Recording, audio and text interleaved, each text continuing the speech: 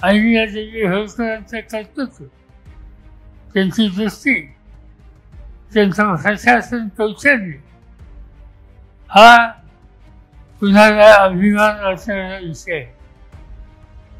पण अहिल्याबाईंची ही जी बाजू आहे तशी या अहिल्यानगर किंवा जुन्या अहमदनगर याची एक दुसरी बाजू आहे. आणि ती दुसरी बाजू देशाच्या स्वातंत्र्य लढ्याची. याच अहमदनगरला, अहिल्यानगरला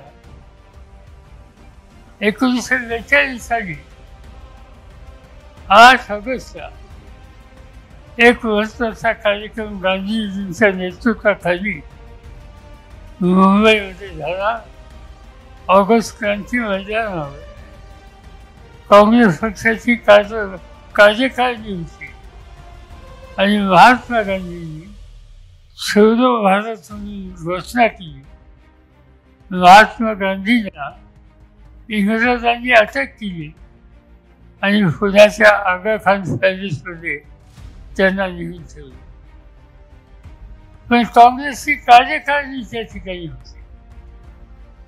त्याच्यामध्ये जवाहरलाल नेहरू होते, मौलाना आझाद होते, राजेंद्र प्रसाद होते, अनेक महत्त्वाचे नेते होते. इंग्रजांनी या कार्यकारिणीच्या सदस्याला, या नेत्यांना अटक केली आणि अहमदनगरच्या किल्ल्यामध्ये त्या ठिकाणी आणून ठेवलं.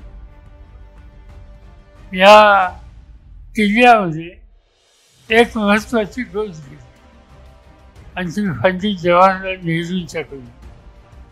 पंडितजींनी त्यांचं या किल्ल्यामध्ये वास्तव असताना डिस्कवरी ऑफ इंडिया नावाचा एक ग्रंथ, या देशाचा सवन इतिहास जो जगमान्य झाला, त्याचं लिखाण याच अहमदनगरमध्ये या किल्ल्यामध्ये त्या काळामध्ये हे झालेलं.